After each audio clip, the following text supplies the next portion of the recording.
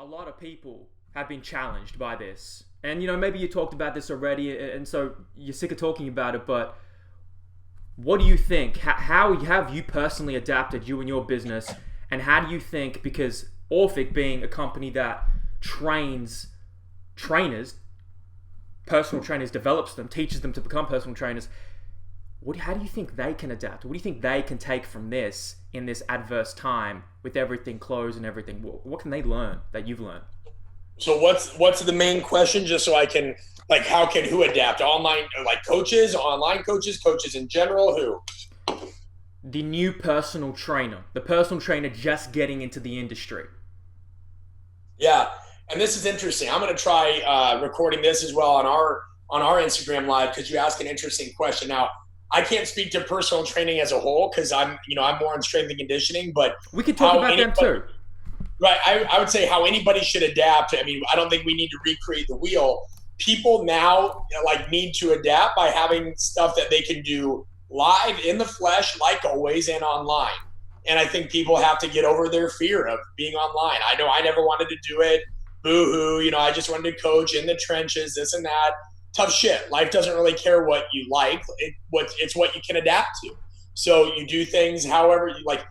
There's just way too many people being perfectionistic about what to do, how should I do it, what's the right book to read, just jump in. You know what I mean? People survived and thrived for millennia without really, having a one-page PDF of how to do everything perfectly or PowerPoint slides that walk them through everything. I just think people have to start getting to work and figuring out creative solutions. I mean, we talked about it. We're creating a new online course called Blind Spot. And the whole idea behind it is everybody's got blind spots, right? There are things that keep us back and hold us back. Almost everything that has worked really well for me in the past 5 years is shit that I never wanted to do. I never wanted to have a podcast. I never wanted to have online courses. I never wanted to have a newsletter. I never wanted to have any of that stuff.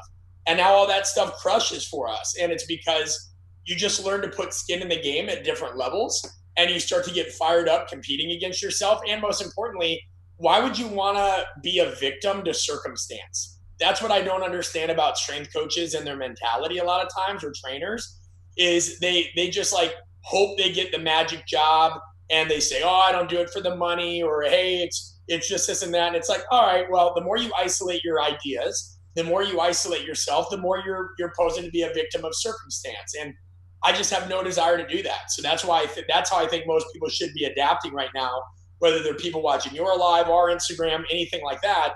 They have to quit overthinking shit and just get busy figuring it out. So it's a complete mentality shift from victim to victor to action from inaction. Yeah, exactly. Our field is so far behind. I always find it humorous now when strength coaches or anybody in the profession is like, oh, we're ever evolving. The body, we are not, it's funny, for a field as obsessed with adapting as adaptations, we're awful at adapting. Medicine has gone to telehealth, right? Every single profession out there has embraced other avenues. Strength coaches and trainers just they either say, oh, I want to stay in the online space only, or I just want to be in the live space only. You can't specialize like that. You need to be an expert generalist at these things, and you need to develop a wide range of skill sets if you want to be able to survive now. Bottom line, a lot of coaches coming in the industry, even a couple of years in, they feel like they have to niche out and specialize because they need a point of difference. Do you think that's like a scapegoat that we psychologically comfort ourselves with? Or I think people think they need to niche out because that's what somebody on YouTube told them to do, and this and that. And I think it's okay to niche at a certain point in your career, but that's not what you should be doing at the beginning. At the beginning, you should be learning the trade, doubling down on doing really fucking good work, and making sure that you handle your business, right? The first 10 years as a strength coach, I wasn't sitting here worried about niching out. I was worried about coaching the shit out of every athlete I could. I could care less if it was youth, high school, pro, college. I mean, it's great. I've been fortunate to train easily more than 500 pro athletes, but I never once looked at training youth or high school kids as, less than. I love that. I mean, great. Listen, it's way harder to teach kids than it is pro athletes. The fun part about training pro athletes is the politics and the Machiavellianism and the egos and the attitudes. That's a bigger people challenge. But if you really want to hone your skills coaching the technique and technical side of things, you need to be working with kids. You need to be working with grandmas and grandpas. Like, the best job I had in this field starting out, I coached surgeons at 6 a.m. I coached their wives or significant others at 7 a.m. I trained wounded warriors, earlier or later in the morning. Then I'd work with college athletes and pro athletes, then military again, then youth and high school in the afternoon. So I just think all these people that talk about niches, that's fine at some point. And we talk about it in our online course, Value. There's 3 distinct stages of a career people need to think about. The first stage is execute. Just focus on the task at hand. Get good at the skill. The next part is expand. This is after you've been in the field 5, 10 years, things like that. You want to start looking at other avenues. You're not just obsessed with sets and reps anymore. You understand that your day's not well spent just looking over 32 variations of a squat or a push-up or building, infographics on 52 ways to deadlift, right? You're trying to solve more complex shit. And then the later stages of your career, and that might be 15 years on, 20 years on, whatever for people, is all about evolving. That's when you should start looking at, all right, what can I do not just as a coach, a technician, all those things, but entrepreneurially? How do you set your life up so you can continue to expand and scale the lessons you've learned and help more people? But, we have this field now that just thinks that they just think way too small. I've got to get this job. I've got to work with this population. I've got to do this. They think so small, and then they think somebody's going to come save them. Nobody's coming to save you. Yep. Nobody's coming to save you. Not the NSCA, ASCA, UKSCA, whatever SCA, whatever credential. This whole idea of certifications. Let me just get every certification I can, and I'll be good enough. At the end of the day, you've got to learn other skill sets. What are you learning about business? What are you learning about communication? What are you learning about psychology? Not in Instagram, not on books, but actually learning this shit in real time. That makes me think, what do you think the biggest pieces of education were for you that shifted you? Was it more tertiary education, university? Was it more the hands-on certificates? Or was it more the hands-on experience? Where do you partition out and think about taking risks? And there's so many different things. Let's look at different things, right? So of course I learn through books, but I don't read a book a week. I take really detailed notes. Now, I purposely made it a goal to only read 5 books this year. I used to get really caught up on the book a week, book a month, all this shit. And what happens is, you just read and read and read and you never do anything with it. Yeah. So now I only want to read 5 books this year. I go super in depth. Now I'm also getting my doctorate, right? So I'm reading plenty of research, but here's the real thing that most people don't understand. You learn by doing and creating. So great. Let's say I read 32 research articles from now until November. Well, I'm not really learning if I'm not doing shit with that research, right? And then if all you're doing is researching the same stuff in the same area all the time, then how are you challenging that? So again, it goes back to what I said, expert generalist. You should be going to workshops outside of your space, workshops in your space. You should be coaching diverse populations. You should be having conversations with interesting people. You should be putting yourself out in the world. Look at Da Vinci. That's the ultimate inspiration for me. Absolutely. Leonardo da Vinci didn't become one of the world's greatest artists just by obsessing about painting, right? He learned about astronomy, anatomy, physiology. He'd watch people in the courtyard talk and communicate, and when they smiled, he'd see how the shadow from from where the sun wasn't hitting at noon, hit their face, so that when he drew people or painted in his paintings, he knew shading, he knew all this. He paid attention to so many things, and now our field does none of that. They're like, oh my God, what periodization scheme works the best? Well, what shin angle is better there? Well, I heard on somebody's Instagram account that this shin angle is better. And you know what? Half of them just revel in this shit because they're scared. They're scared to be told that there's not one right answer. Because our field so desperately wants there to be one right answer. Nobody is taught how to think.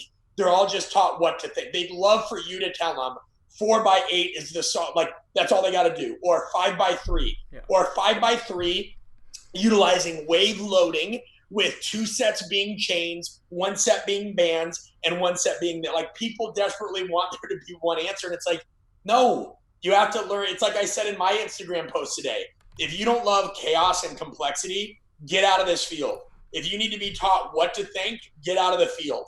If you need to have everybody's notes from every presentation and you need to know the one way to do everything, get out of this field. We do not need myrmidons. We need people that are willing to put risks out there. And I want to make a comment.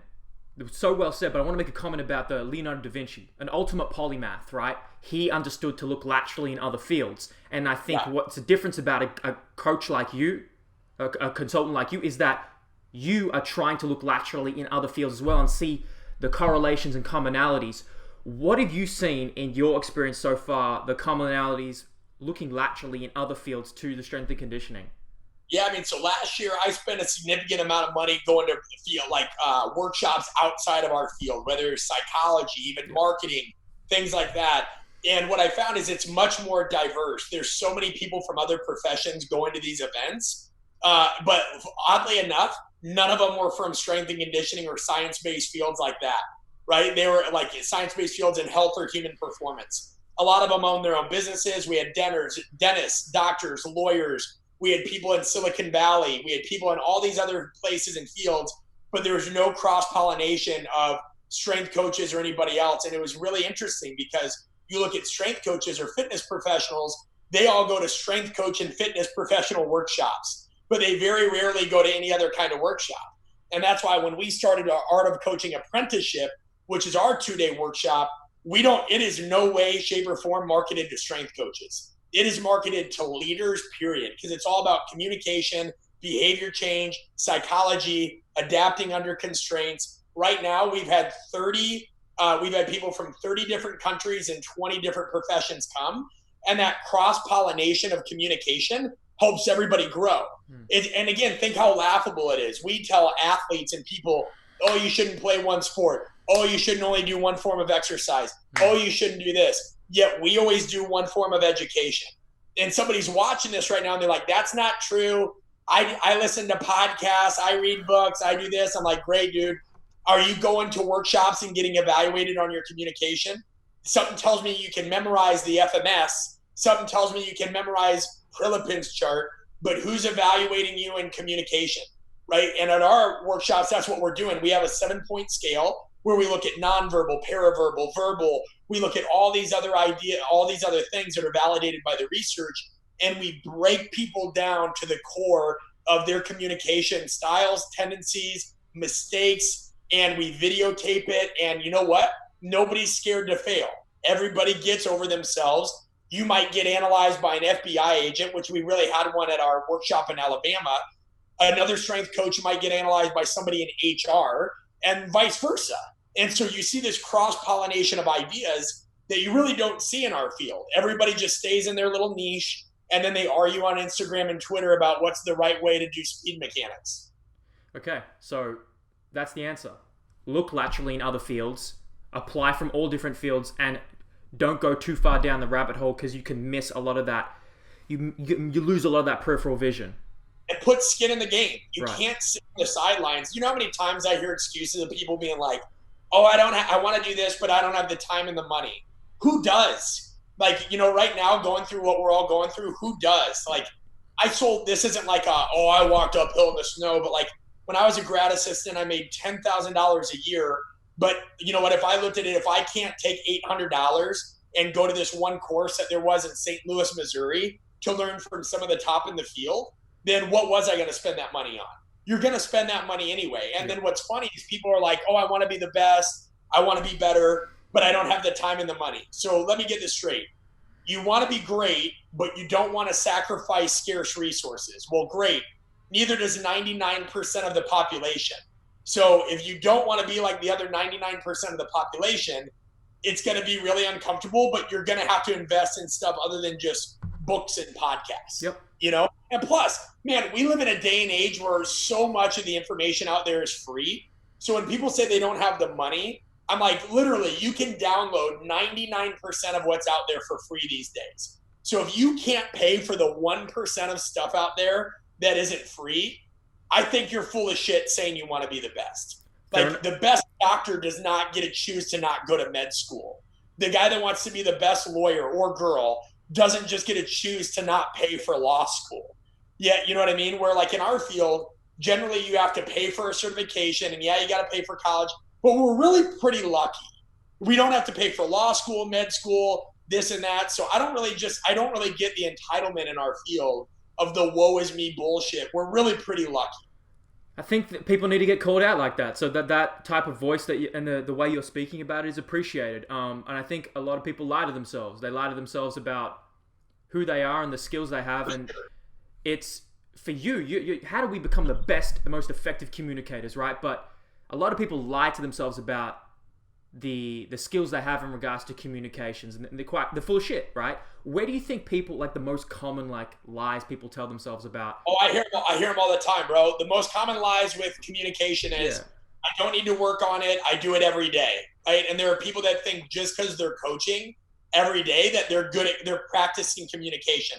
Imagine our athletes being like, yeah, I don't need to go to practice because I play the sport, I play the game, right? I go out and play the game, so I don't need to practice, right? Imagine a boxer being like, yeah, I don't need to work on anything else because, I shadow box or I do this. Like, imagine if you're a husband or a wife saying, yeah, I don't need to work on being a better spouse because I wake up every day married. What are you talking about? Like, pick up a history book. Empires have fallen because of disagreements. Companies have gone out of business because of disagreements. When you get to the highest level of sport, life, coaching, everything is about communication. Don't believe me?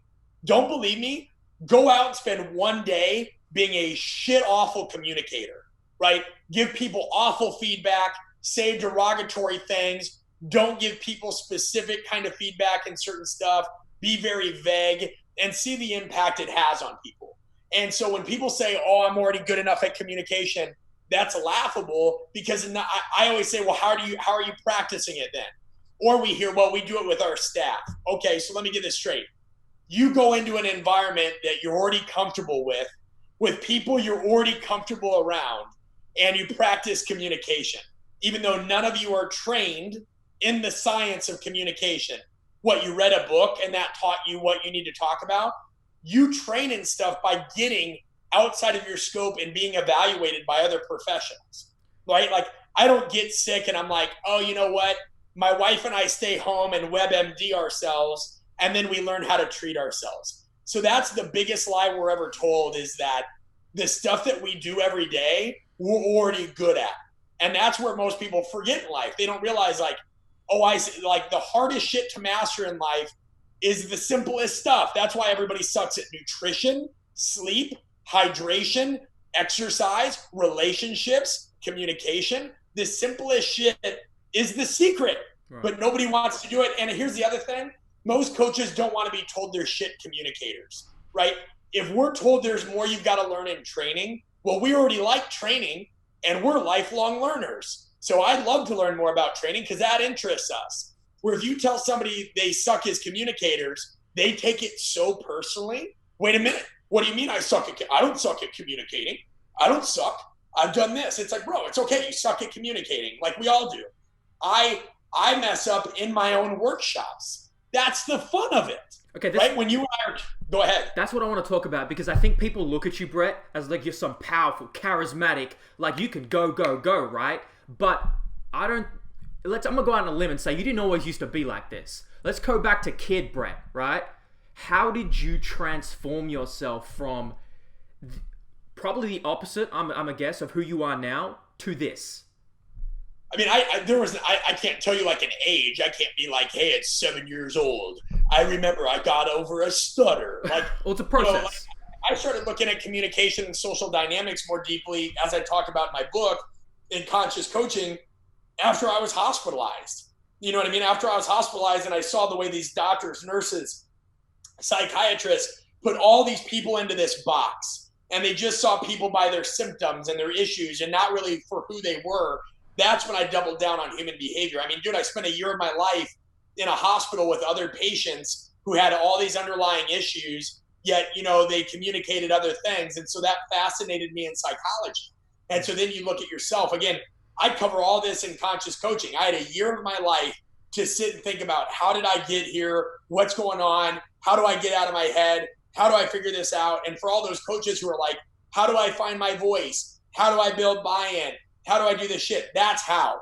You literally go deep. In my book, I call it the 3 stages of internal identification. And I literally wrote that part of the chapter, part of it, while I was in the hospital. You know, and most people just don't want to do that because, again, they just want to be like, I'll watch a YouTube video. I'll get on Joe Rogan's podcast. I'll do this. People don't want to do that shit. So you got to go to a dark place if you want to figure out those kinds of things. But we're taught our entire life to not go to that dark place. I have a line, I'm writing a new book, and I have a line in the book, and it says, you know, most of us are taught our entire life to not talk to strangers. No wonder we don't know ourselves very well. And that's just the truth. That's the truth. Because you can get to know yourself through others, because others are like we are each other. Is that kind of what that's alluding to? No, it's alluding to the fact that we run from the deeper questions. We don't really know ourselves well. We're a stranger to ourselves because we never ask ourselves the tough questions. We don't put ourselves in challenging scenarios. We're human beings. We seek out self-preservation, self-enhancement. We're risk averse. People remember negative experiences more than they remember positive experiences. The research proves that. So when I say we don't know ourselves well because we've been taught not to talk to strangers, that is my way of saying we are not self-aware. Okay. And we're not self-aware because people are so scared of failure, they don't put themselves in situations in which they can fail. Yeah. Our field's big. Let me save everybody the drama. Our field's number one issue is not that there's not a governing body, there's not a union, there's not a... Our field's number one issue is we're scared to fail. We're insecure. So we don't put ourselves in those positions. So when we market our workshops, we market it as it really is. It's a safe place to fail. Because coaches and trainers right now, you name me, tell me, I'd love to be wrong. Where is a place coaches and trainers can go right now to get evaluated on the things I'm talking about, where it is actually okay and encouraged for them to fail? Where somebody who is a self-labeled introvert or somebody who's not good at communicating can actually go and not have to feel insecure about it, because that's what we work on that entire time is that shit, and we expect it. And even the people that are great communicators, we have drills and exercises that we do that put them in a position where they will also eat shit and fail. How many workshops you know are like that in our field? It's a good question. I can't you know answer any? That. I can't answer that. No, but I hope that's what you're trying to create, right?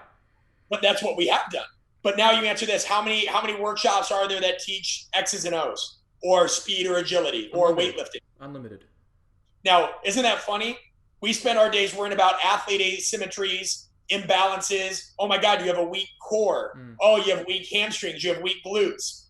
Asymmetries and imbalances. Yet we have this many workshops that work on X's and O's and this many that work on anything related to coaching and communication. Isn't that funny? A field obsessed with adaptation that doesn't adapt. A field obsessed with asymmetry but has a huge one that it doesn't manage. And then we wonder why we're in trouble. I think you've highlighted probably, it's probably why you dedicated your whole career to it. You've highlighted the biggest flaw one of the biggest flaws within humans and coaches. And that's the art of communication, the art of coaching. We're coaches who don't study coaching. Huh. Funny, Great job. We've done an awesome job. Right. Because coaching's easy, right? We can just read a John Maxwell book Sure. or a motivational book. Look somebody in the eye. Tell them you love them. They don't care what you know until you know how much you care. Shake their hand. Call them by name. Great. We know that shit.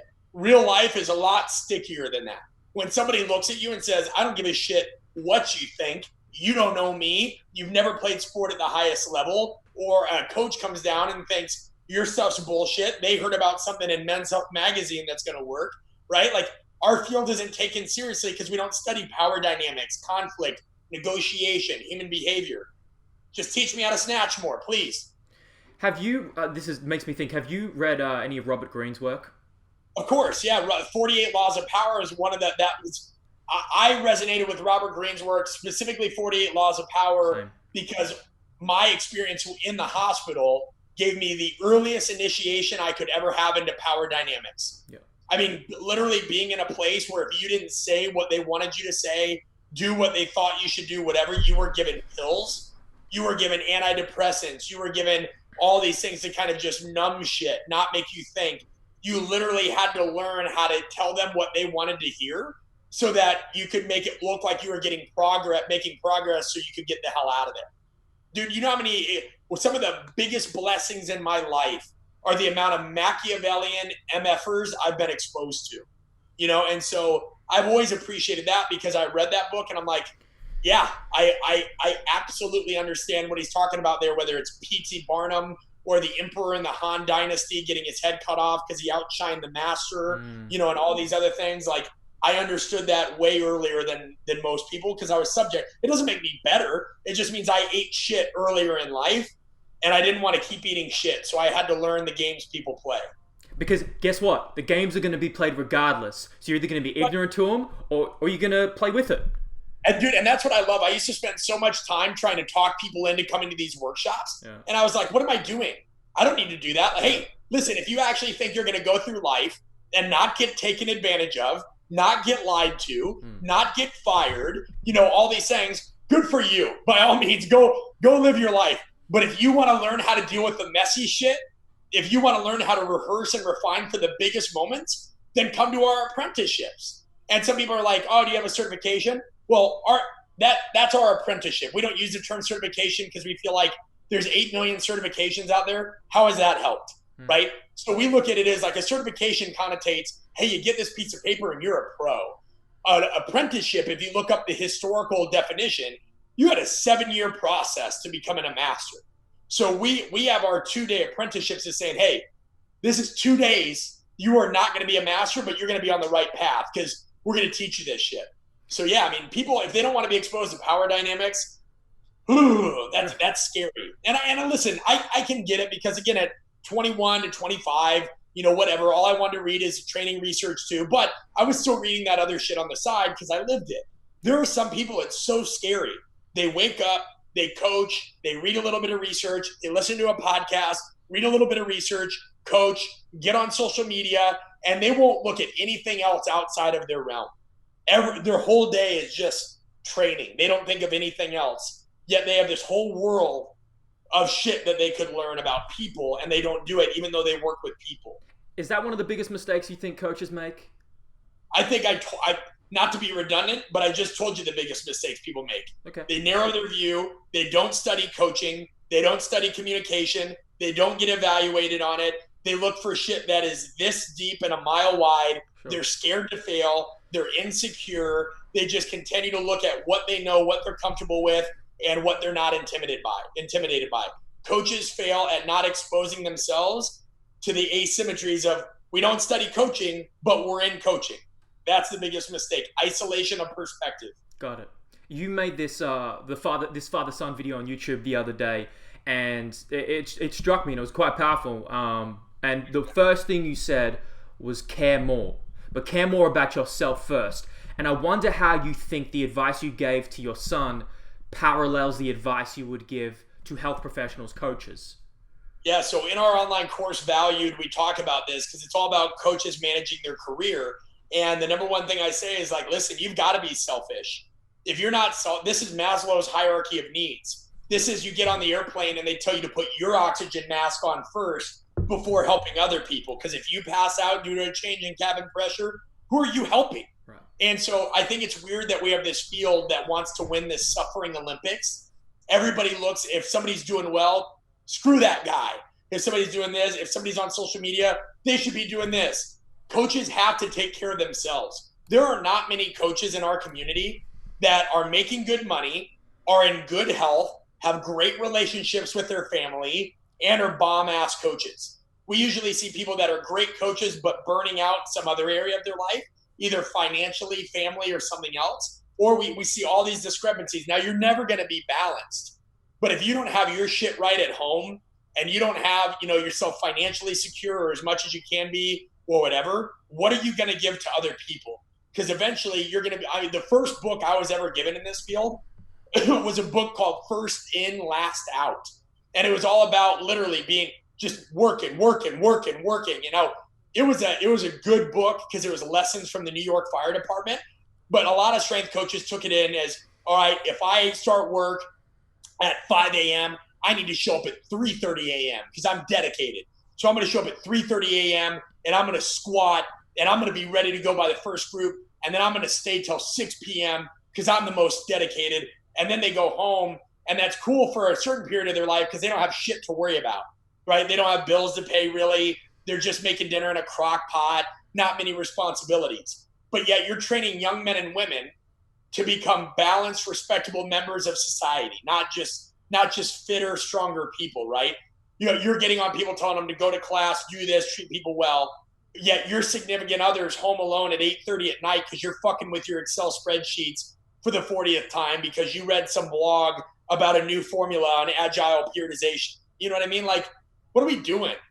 And that just dawned on me because I've been to extremes, man. I'm not throwing stones at people. I'm throwing stones at a past version of myself that was obsessed. I mean, part of me now is still obsessed. I haven't slayed that demon. But this is 8 o'clock on a Thursday night when I've done 20 Zoom calls this week. We have a mastermind group that we run that's gone until 9:30 every night. I'm still coaching athletes. You know what I mean? And then I'll get off this call and I'll have 20 texts I need to answer. But the difference is now I've learned to just tell people, hey, I love you, but I'm not getting back to you right now. I'm with family. Or like I'm literally doing one more person's podcast on Saturday. And then I'm done with podcasts and Zoom calls for other people for the year. Not because I'm, yes, 100%.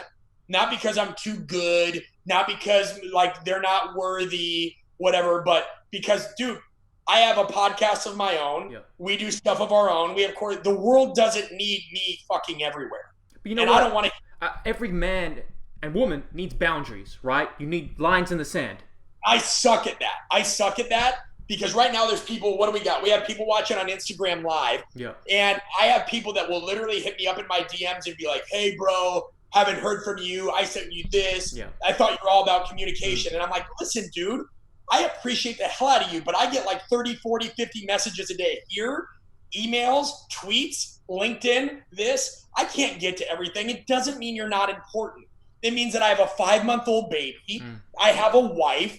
I'm actually coaching. And if you want me to put bigger, good shit into the world, like a book, like podcast stuff, like courses, then I can't always get to my DMs. So I always have guilt. I had somebody call me the other day, a friend, excuse me for a moment.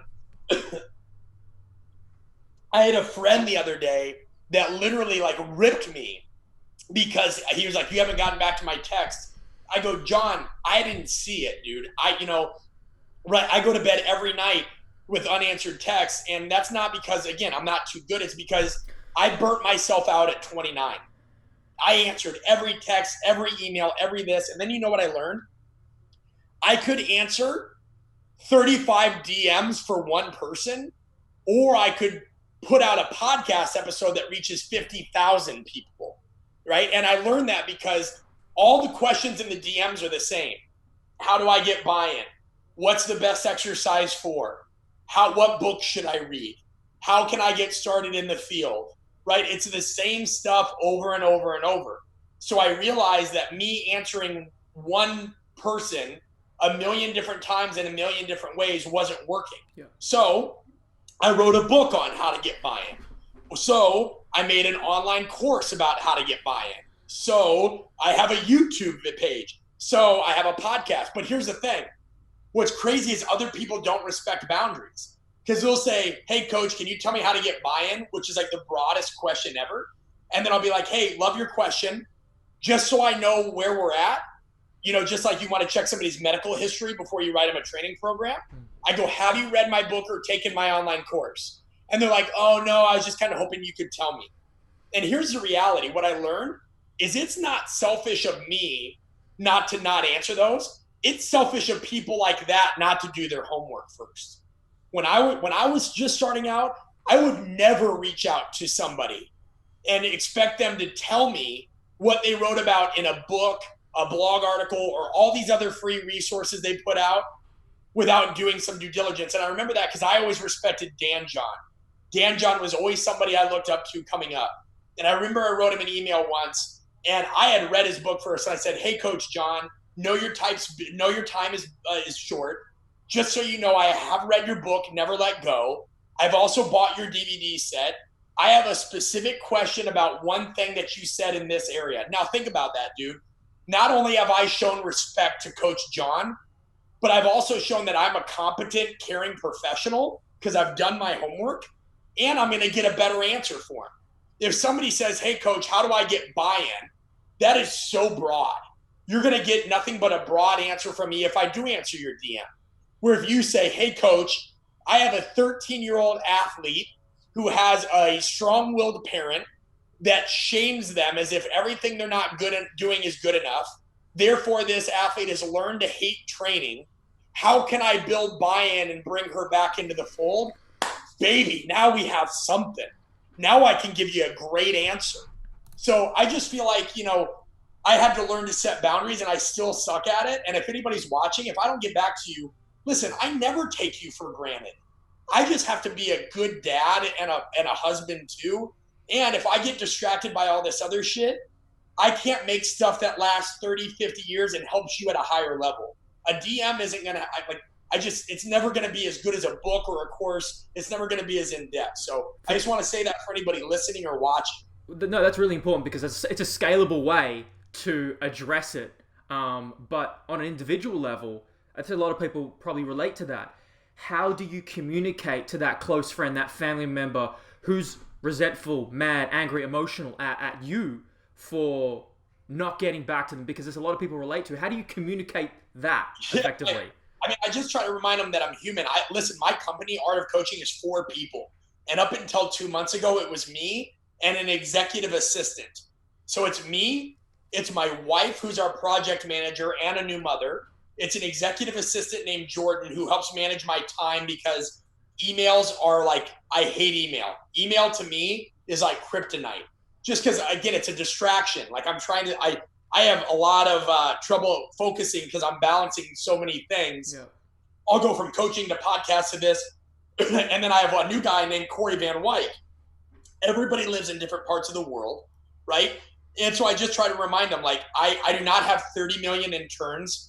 I do not have a bunch of people helping me. I am not some millionaire who has unlimited resources. I am a strength coach who's 34 years old, who continues to work my ass off, who my entire company, everything I do is self-funded. Every online course I've created cost me $25,000. I'm not The Rock, but I used my last amount of money in my bank account to self-publish my book. By the grace of God, that took off, but that was self-published. And then we put $25,000 on a credit card in hopes that this thing would take off because we wanted to roll the dice and we felt like we had something good. My dad's a financial advisor. He backslapped the hell out of me for doing that. Thankfully, it paid off. But you know why I did that? To make sure I couldn't turn back and do something half-ass. That's what they call burning the boats. You put yourself into a risk like that, and I'm not advising everybody else to do that, but I wanted to do that. Dude, you can't half-ass it. There's too many people in our field half-assing it. I've been on podcasts where I left EXO 6 years ago. I've been on podcasts in the last 8 months where people are like, hey, man, I got Brett Bartholomew here, strength coach at Exos. And I'm like, dude, I'm not an egomaniac, but I haven't worked there for over half a decade almost. Did you do any homework? Right? We have too many people in this world that are hobbyists and don't think. So I just let people know, I'm imperfect. Not everything I do is going to win. I mean, I wrote a book. People want it on Audible. Then it's on Audible. Well, now you're not voicing it. You know why I don't voice it? Because it would have cost me almost $10,000 to meet Audible standards. You have to record it in a soundproof room. You have to do all these things. You have to hire an editor. Why people like Ryan Holiday and Stephen Pressfield can do that is because their publishers organize that for them, right? So then I put it on Audible. Oh, it's not on Kindle. Then I put it on Kindle. Oh, you need a podcast. Then I do that. Oh, you need a YouTube. People are never satisfied. And so I've just learned that you've got to put up barriers because otherwise it just never stops, dude. It never stops. Okay, that's great. How do you manage those inputs? Because it becomes so overwhelming. How do you keep this mind peaceful and calm? Right now, I'm not. Right now, my mind's going in fucking Herculean mode, trying to do everything I can Anybody that tells you they got a system and balance is so full of shit. You know, they are. I mean, that's good for, like, again, the Gary Vaynerchuks of the world that have a huge team. And maybe one day I'll have that. Maybe I'll one day have somebody that's a cinematographer and, you know, I have a social media person and a copywriter and this person and that person. But right now I don't.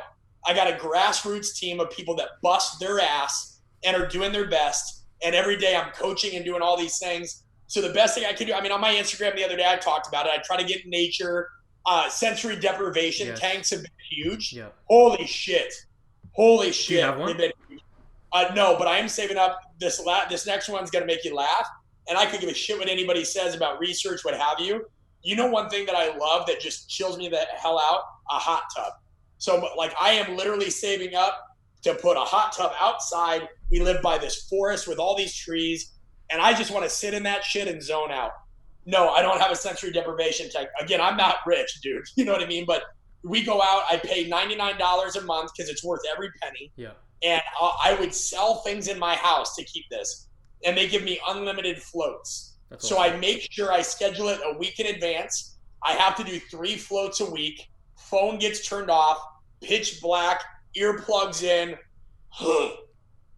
and I do that. And then I hit the shit out of a heavy bag because I used to box competitively. Where does your mind go? Where does Brett Bartholomew's crazy, chaotic mind go? Dark places. Yeah. Somewhere between a mix of Friday the 13th, Family Guy, research journals, hey, is that a squirrel, a machete, and then, stand-up comedy by George Carlin. Yeah. I think all those things kind of coalesce, and they create whatever the hell I am. Now we're just going far off, but do you hallucinate in the sensory deprivation tank? Do you ever have, like, visualizations? To be honest, I have a hard time getting into that deep meditative state. Like, I'm typically thinking too much, which means I suck at meditation. I have fallen asleep, woken up naked, and wondered where I was for 3 minutes. Yeah. I want to backtrack a couple of minutes. You pointed out a moment that, you know, that moment where you put down the credit card, 25K, those moments you have in your life where you're scared, you're like, this is the burning the boat moment, right? And it's the moment that most people don't take. It's the moment that most people say, nope, I'm not going to do it. They don't execute. Why do you? Why do I what? Why do I not execute? Why do you execute in those moments? Because a lot of people, they don't. The moments because I'm competitive as hell with myself, and when you almost die at 15 years old, you realize that shit, like, life is not long, right? So we all hear about that. Oh, think about when you're 90, like, what regrets do you not want to have or whatever. Dude, I had that moment at 15 thinking, what the hell am I doing in this hospital? I need to go do some shit with my life. I also remember seeing the movie The Hurricane at 14 years old with Denzel Washington. If somebody hasn't seen it, go watch The Hurricane. It's my number 1 favorite movie of all time, Denzel Washington. And I saw that, and I just looked at, again, I was a pretty intense kid. We had a lot of family members die relatively early. I mean, all my grandparents were dead by 15. My dad's dad died when my dad was 11. My parents grew up poor. You know, we had a strong sense of urgency in our family, and we still do. Like, you know, and so I'm very self-competitive. Okay. I could give a shit tomorrow if somebody starts the art of coaching coaches, or if somebody takes, you know, dude, I've already had my stuff from my book stolen. People have tried downloading my courses, putting it on their website. At the end of the day, I'll outlast them because I care too much. I could give a shit about what they do, and I wish other people would take this attitude too. Quit caring what other people do so much. Do your shit. Get competitive with yourself. Now, I can take that to dark places. I rip myself apart. I'm not impressed with my own work. That's awesome that my book has sold over 100,000 copies and been translated in 5 languages. Like, I then, instead of thinking about how awesome that is, I wonder if I have another great book in me, right? And like, so it's not always a healthy thing, but I have this dark passenger, to use a Dexter reference, or Carl Jung's shadow, and I love that dude. Yeah. And I also battle with him daily. Yeah. But I think that's the key. I think the key to most people is they've got to embrace a lot more dark in their life. Yeah. I hate this world of sterile, wishy-washy, politically correct leadership. everybody's got to be perfect and have a morning routine. Fuck your morning routine. You're better with be a little bit more Heath Ledger Joker and a lot less OCD control freak. And there's some good things that will come out of that. And if you can find somewhere in the middle, yeah, there is a lot of things that come out of that. But I think your area is what you want. Yes, but you had a particularly unique experience being in hospital, family members dying early. A lot of people go through that in their own way, but a lot of people, and I say this with all due respect, aren't fortunate enough to go through involuntary suffering and pain. Their life is very comfortable. And so how do you think people can introduce voluntary pain and suffering to find those shadows and come to terms with them? What a phenomenal question. And I'm sorry, but you're not going to like my answer. That's why we made our apprenticeship workshops. We introduced the Chaos Forum. Yeah. I mean, dude, think about that. Take a coach right now that thinks they're really good, or even that one that thinks they're shit, and tell them to come for 2 days and stand up in front of peers in a wide variety of fields where they're going to be put in role-playing like scenarios, videotaped, and evaluated. And what's awesome about it is day one, people have their guards up a little bit, whatever. By the end of day one, they're exhausted because they're like, holy shit. But then by the end of day two, they're pumped up because everybody stripped that away, because we literally make it impossible for you to be perfect in the workshop. All that matters is you're better day two than you were day one. And that's what you've got to do. Research proves that improvisation is, first of all, that's life. I have a whole podcast on this. We're not talking improv comedy. Life is improv. You don't know every interaction you were going to have today. Did you go into this knowing everything I was going to say? Hell no. Not a clue. Do you know who's going to cut you off in traffic tomorrow or the next day or whatever? Life is improv. Yet we seek control and predictability. And everybody's like, oh, that's what Nassim Taleb talks about with anti-fragile. Yeah. Sure. So, no, you don't have to go through a near-death experience. And I love that you asked that question. It shows your maturity on so many ways. You don't have to have a hard childhood. You don't have to have any of that. But you just have to put yourself in uncomfortable situations. You have to taste your own blood, metaphorically. We've done it for you. Come to our workshop. We're happy for you to fail because that means you made progress. What do you I think given what you've just said, for me, for example, we do everything possible to come in person and do that. But for we do them all over the world. We'll come. All you got. It's very easy. We go anywhere. All we have to do is find 10 people. Okay. 10 people minimum signups, and we go. You don't have to pay any exorbitant fee for me to come speak. You're not paying for first class airfare. If it's international, hook me up with a hotel, get 10 people to sign up, and we're going. Done. It's just like Mike Boyle's thing. Like, it's very easy. We try to meet the market in the middle. It's approved for CEUs, and more importantly, there's nothing else like it. And we have a hell of a lot of fun being imperfect. Isn't it time that our field puts away their mask? Isn't it time that our field quits acting like tough guys who have to have the answer for everything? Like, isn't it time for our field to not have to worry about, the 23-year-old coach who knows they suck in front of people, to not feel like they have a place to go, or the coach who's been in it for 40 years that's tired of doing the same shit all the time and wants a fresh perspective, right? And it's healthy, dude. We have got to engage, because I'll give you an example. We put somebody up in a situation where they worked at a university and they were trying to get an increase in budget for their weight room. And they were having trouble doing that. So we took 3 other participants and we give them archetypical kind of personality categories, right? One guy is the head honcho. He's 50 years old, kind of stubborn, really parsimonious, doesn't want to give up money, is very big in data, stats, analytics, and finance. You've got to convince that person. Also at the table is somebody in the finance department that's a millennial. They're very big in charts and graphs. They want to be convinced via visual examples. And then there's somebody else in the department that just doesn't like you. Now you got 3 minutes to convince all of them why you need this. And you have to ask at least 5 questions. Go. And people are like, oh shit. And then they'll say, well, I don't have to do this in real life. And I'm like, yeah. And athletes don't have to go out and lift 220 kilos on their back and sport. Sure. That's the point. We overload you. Yeah, we apply overload in communication-based scenarios and gotcha. And that's the fun of it. We don't want you to be perfect. We want you to learn shit.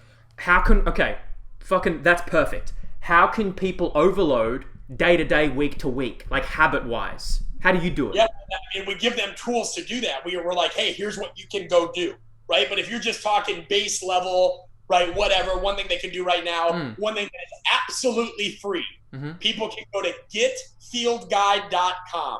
Field guide, like a mentor, right? Field, like the thing you run on.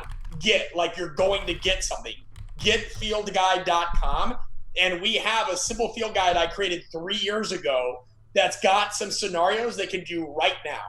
Right now, they can do these things. It lists it out. Staff development, done. Do it from home, done. You can do any of that shit for free right now. Getfieldguide.com.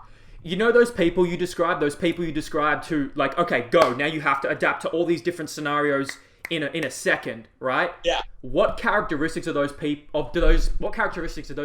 have that makes them so adaptable, you think? Yeah, I mean, openness to experience. If you look at the big five, right? Openness to experience, neuroticism, extroversion. I don't think it's an extroversion thing at all. I think openness to experience. You have to be willing to put yourself in those situations. You have to want a little bit of adventure. You want to be able, like, and that's any master. Any master craves a challenge. And so that's another thing I don't get about this field is why are all these coaches who think they're tough shit and they think they're already good scared to come do this? Because they don't want the mask to slip. They don't want a chink in the armor. Dude, I teach this. I'm getting my doctorate in it. And I will fail at some of the exercises I do. Some workshops, I smash it. Other workshops, I fail. But that's the fun. If there's one thing that we should work on our entire life is communication. Name one profession, right, where you actually will get worse if you're a better communicator. You know what I mean? Like being a better communicator typically helps. I literally had one smart ass try to be like, oh, well, Hitler was a good communicator and look what he did. I go, you know that you are grasping for straws when you use the Hitler example. When you use the Hitler example and say that he did what he did because he was a good communicator, not only are you not thinking, but that's stupid and you're desperate. Well, hold on. It also just shows the power of communication if you understand the laws of human nature, the principles of human nature. Like, it just kind of proves the point you're making anyway about how you have to understand both sides, the shadows and the right. Side. Similarly, I could say, well, exercise causes some people to have heart attacks and get injured, so you shouldn't exercise. What kind of harebrained example would that be, right? Everything in life has an accompanying virtue and vice. I talk about this in conscious coaching, right? Fire and physics, neither good or bad. Fire keeps people warm. It burns other people's houses down if there's an arson. Physics does a lot of great things for us. Unfortunately, you still die if you jump off the Empire State Building. You know, so people will have to quit getting caught up on tools and they got to start focusing on how they wield them. Well said. I want to look. We could keep. We could keep this conversation going a while. Great questions, dude. I appreciate it. I'm just a curious motherfucker. So well, that's good. You put yourself out there. Openness to experience. Well, I can tell you, there's a list of questions here, and like a part of me, I'll ask some of these, but part of me's like, I have to satisfy the natural, organic nature of conversation. I'll do one more and then send them over. And then what I'll do is I'll answer those on a Q&A podcast on the Art of Coaching podcast. Wow. And I'll send it to you. And so we'll still get to feed both wolves. That'd be amazing. I think one of the last points, the more practical points I wanted to finish on is, you've developed kind of a really thorough understanding in body language, human communication. We interact with it every single day. How can you... Let me pause for a second.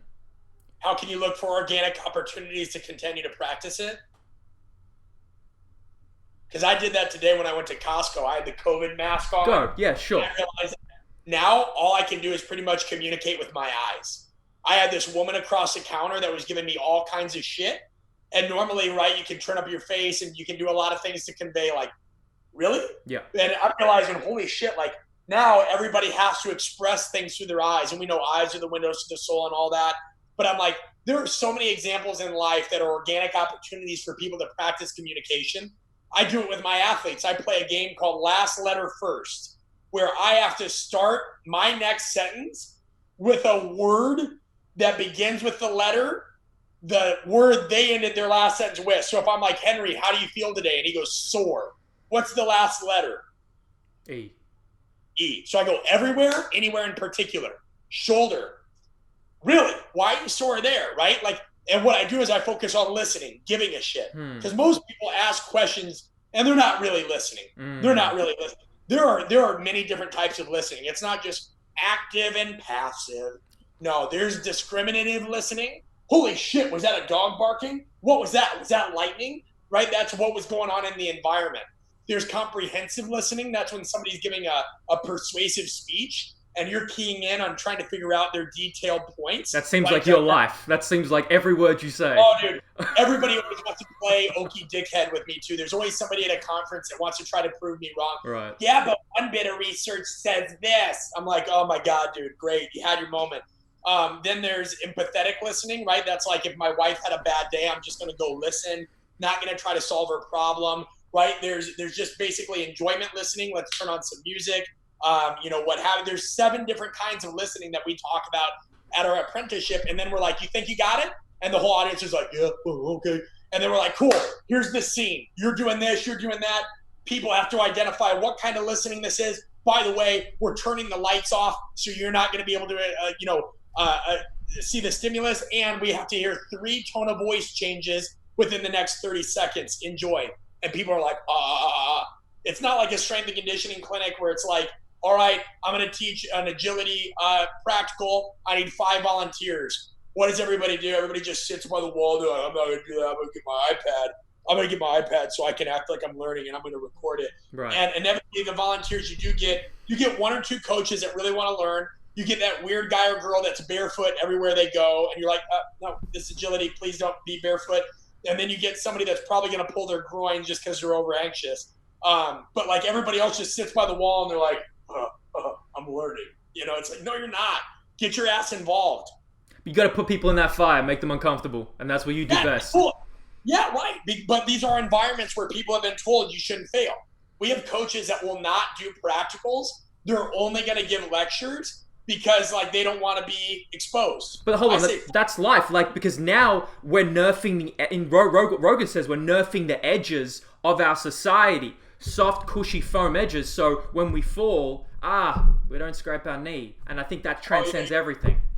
Yeah, 100%. So I was looking at our Instagram comments. What are they one saying? Of the guys, Greg Adamson, he's hilarious. He's like, he knows what I'm talking about with the barefoot guy. There's always a barefoot person that's like, oh yeah, we got some people. Ashley Borden, what up? Everybody, what up? Appreciate it. They're loving it. I mean, it's just real though, man. Like, because our field wants permission. That's where we'll grow the most. We'll grow the most when we say, fuck this. I'm going to go somewhere, get completely exposed. The goal is for me to actually face my weaknesses, face that dark side. But you know what? I'm doing it with a bunch of other coaches that are all about this shit. And they get super into it. You know what I mean? And that's the truth. Like, they get into it and nobody's trying to prove they're smarter. Everybody goes into it with a realistic expectation that if there's one thing we should all die, like having been better at, it's being better communicators. Because you know what? That transcends everything. Just like we talk about transfer of training, right? We were doing plyometrics today, real plyometrics, like dip jumps, what have you. And we know that those can help bridge the gap from the rack to the track, right? They can help the strength work and help, the speed or anything else that we're trying to build because of rate of force production, musculotendinous factors, neural factors, all that. Well, communication transfers in so many areas. You're going to be less of a dickhead, always a plus. You're going to be a better husband, spouse. You're going to be a better coach. You might be a better business person. You might help somebody out, in another way. You're going to be better at so many things. But people, I don't want to do it. Yeah, because this shit's hard. Yeah, it's hard. You'll be a better human. I'm going to lose my voice, and I'm sweating profusely because we closed the vent in here. So I love you, but we got to happen. No, we're done. That's it. And Instagram folks, I love you too. Dude, this guy has asked some amazing question. Orphic Education, Alex Emanuel, literally in the last 5 podcasts I've been on, never had somebody ask this many thoughtful questions. Ask thoughtful questions. It makes a difference in your life. I love you guys. All the best. And Alex, thank you, dude. Your sincerity means a lot. Thank you so much. I look forward to meeting you in person one day, Brett. We'll hopefully host some of your workshops and apprenticeships in the future when you come down here. It'd be a pleasure. Would love it, man. I'd be happy to be your guest. It'd be my honor. Done. Thank you, Brett. Be good. Appreciate you so much. Peace. Done. Hey, can you send me this recording? No problem. Consider it done. Cool. And I mean it, man. Great questions. Great questions. You have a bright future ahead of you because you give a fuck. Thank you, man. And don't lose that. And I'll tell you what, man, if you come to one of these apprenticeships, you like it, we are looking at doing a facilitator course, and we want coaches all around the world teaching this stuff that are interested in it. I'm looking for people that are hungry in this shit, love it, obsess about it. We're too early in the relationship right now, but just know, what I saw tonight impressed me, and we'd love that opportunity may exist. If you come to one, you love it, and what have you, we'll talk about it from there. That means so much. Look forward to speaking about it, Brett. All right, buddy. Be good. You too, man. Bye. Brett Bartholomew, ladies and gentlemen, that is it. Hope you guys enjoyed that amazing conversation. I think there's so many takeaways there. I hope you guys enjoyed it. I think I'm going to really listen to that one. I think